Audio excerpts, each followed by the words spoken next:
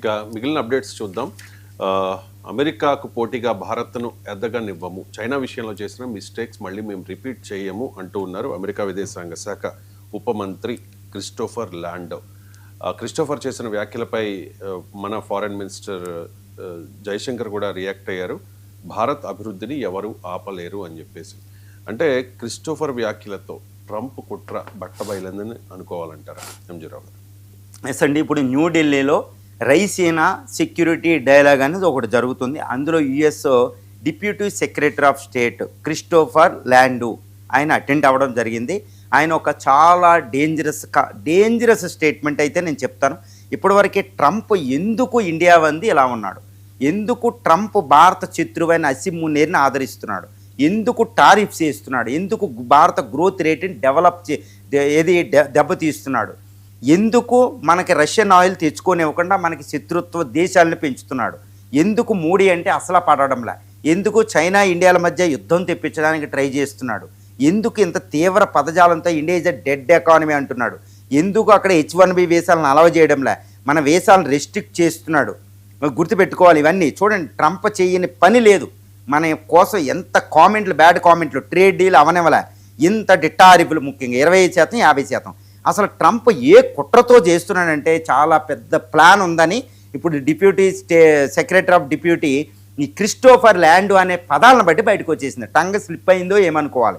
ఇంత కుట్ర దాగుండే ట్రంప్ మన వైపు వ్యవహరిస్తున్నాడు. అదేంటి, national security strategy, national defence strategy pentagon release చేసిన దాన్ని బట్టి కూడా మనకు అర్థమైపోయింది. అంటే ఇండియా ఆల్రెడీ అలర్ట్ అయింది, ఏమీ ఇగ్నోర్ చేసి ఏం లేదు.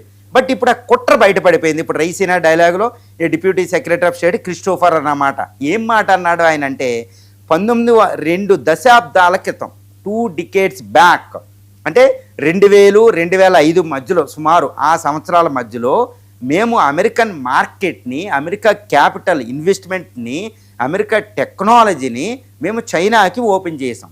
చైనా ఏం చేసింది, వాటిని ఆధారం చేసుకుని ఇప్పుడు అది గ్లోబల్ ఎకానమీ, $20 trillion ఎకానమీ అయిపోయి అమెరికాని ఛాలెంజ్ చేస్తుంది.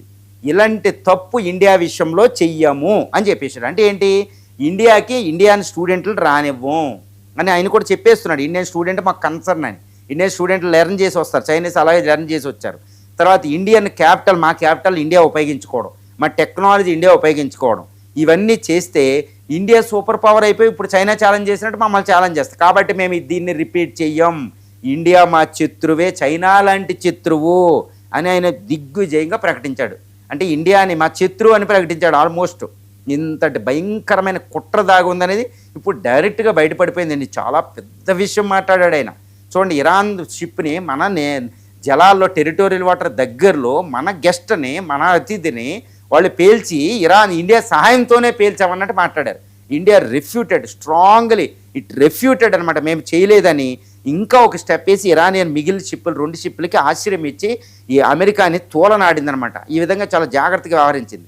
తర్వాత రష్యాతో దూరం చేస్తే టారిఫ్ల విషయంలో మోడీ నిలబడడం జరిగింది. గుర్తుపెట్టుకోవాలి, ఈ విషయం చాలా జాగ్రత్తగా గమనించండి. అప్పుడు January 20th, 2025లో ట్రంప్ వచ్చినప్పటి నుండి ఇండియా చాలా జాగ్రత్తగా అతనితో యుద్ధం చేస్తుంది. ఆయన మిత్రత్వం, అమెరికా మిత్రత్వం పోకుండానే చాలా జాగ్రత్తగా. అజిత్ దోవల్ ఒక విషయంలో చెప్పారు, ఇంకో 3 సంవత్సరాలు ఉంటాడు ట్రంప్, అప్పుడు దాకా ఓపిక పడతాం, ట్రంప్ తర్వాత అమెరికా ఫ్రెండ్ అవుద్ది అని చెప్పేశారు అజిత్ దోవల్ అమెరికా వెళ్ళినప్పుడే. ఈ విషయం నిజమేనండి. ఇవన్నీ ఏదో తెరచాటుగా జరిగే కాదు. ఇండియా తిరస్కరించవచ్చు, కానీ బయటికి బహిరంగంగా చెప్పరు. ఎందుకంటే అమెరికా మనకు కావాలి, కానీ ట్రంప్ అమెరికా మనకు వద్దు, ట్రంప్ ఉండగా. ఎందుకంటే ట్రంప్ చాలా దారుణాలు చేస్తున్నాడు. ఇండియా పసిఫిక్ మర్చిపోయాడు ఆయన, చైనాలా ట్రీట్ చేస్తున్నాడు మనం. కాబట్టి మనం కూడా చాలా జాగ్రత్తగా మనకు కావాల్సినవి, అందుకనే మనం అన్ని ట్రేడ్ డీలు కుదుర్చుకున్నాం, లాస్ట్కి బేరం దిగాం.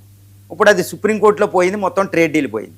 కాబట్టి అక్కడ చాలా జాగ్రత్తగా ఉన్నాయి. ఎనర్జీ సెక్యూరిటీ, నేను ఎస్ జయశంకర్ గారు చెప్తున్నారు, రాజ్నాథ్ సింగ్ గారు చెప్తున్నారు, ఇండియా ఎంత వరకైనా వెళ్తుంది.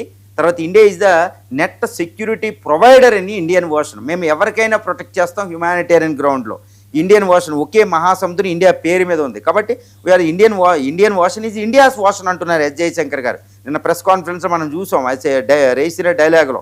కాబట్టి ఆయన నర్మ గర్భంగా చెప్పారు. రాజ్నాథ్ సింగ్ గారు కూడా చెప్పారు, ఇప్పుడు ఇండియన్ నేవీ అవసరమైతే అక్కడ సెక్యూరిటీ ఇచ్చుకుని మా షిప్పులు తెచ్చుకుంటామని. అమెరికాని పక్కన పెట్టాం, యుద్ధాన్ని ఆపడానికి ట్రై చేస్తున్నాం. ఇరాన్ వైపు ఉన్నాం, ఇటువైపు ఉన్నాం, ఎవరిని దూరం చేసుకోలేం. మల్టీ మల్టీ అలైన్మెంట్ అంటారు, అది మనం అవలంబిస్తున్నాం. ప్రపంచంతో అందరితో సంబంధాలు ఉంటాం అని. రష్యా నుంచి ఆయిల్ 1 మంత్ తెచ్చుకో అంటే నువ్వెవరు తెచ్చుకోవడానికని ఇండియా కూడా మాట్లాడడం జరిగింది. ఈ కమల్ హాసన్ వీళ్ళే కాదండి, ఇండియా కూడా మాట్లాడింది. Indian minister of external affairs మాట్లాడారు. ఏమని? నువ్వెవరు మాకు చెప్పడానికి మేము ఎక్కడ తక్కువ ఉంటే అక్కడే, ఎక్కడ దొరికితే అక్కడ తెచ్చుకుంటామని. 27 దేశాల నుంచి 40 దేశాల నుంచి తెచ్చుకుంటున్నామని. కాబట్టి రష్యా నుంచి తెచ్చుకోవడం లేదని మా ఇష్టం అని చెప్తుంది అది. కాబట్టి ఇండియా ఒప్పుకోలేదు. మల్టీ అలైన్మెంట్తో పాటు బహుళ ధ్రువ ప్రపంచం అదొకటి. మల్టీ పోలార్ వరల్డ్ అనేది మన ఇండియన్ పాలసీ. అందువల్ల బ్రిక్స్తో, ఎస్సీఓతో సంబంధాలు పెడుతుంటేనే G7తో సంబంధాలు పెట్టుకున్నాం. కాబట్టి అమెరికా ఒకటే, రష్యా ఒకటే, చైనా ఒకటే, శ్రీలంక అయినా ఒకటే, బంగ్లా ఎవరితోటైనా సంబంధాలు పెట్టుకుంటామని. కాబట్టి ఇండియా చాలా జాగ్రత్తగా America capital, America investment, America technology లేకుండానే మనం సెల్ఫ్ సఫిషియెంట్తో ఆత్మనిర్భర్ భారత్, వికసిత భారత్ పెట్టుకుని, డిజిటల్ ఇండియా పెట్టుకుని, సొంతగా పాలసీలు పెట్టుకుని, మనం మ్యానుఫ్యాక్చరింగ్ పాలసీలు మనం పెట్టుకుని, మనం చాలా జాగ్రత్తగా ఈ ద్రవ్య కోశ విధానాలతో మనం ఎదుగుతున్నాం. అమెరికాతో మనం చాలా జాగ్రత్తగా. కాకపోతే ఇప్పుడు బయటికి కక్కేశారు ఆయన. ఈ బయటికి కక్కడం వల్ల మనకి చర్చ అవుతుంది. కాబట్టి ఇండియా ముందే ఈ డిసైడ్ అయిపోయింది అమెరికా ఎంత శత్రువో భారతదేశానికి తెలుసు. రైట్. ఇక రాష్ట్రపతి ద్రౌపది ముర్ము బెంగాల్ పర్యటన వివాదాస్పద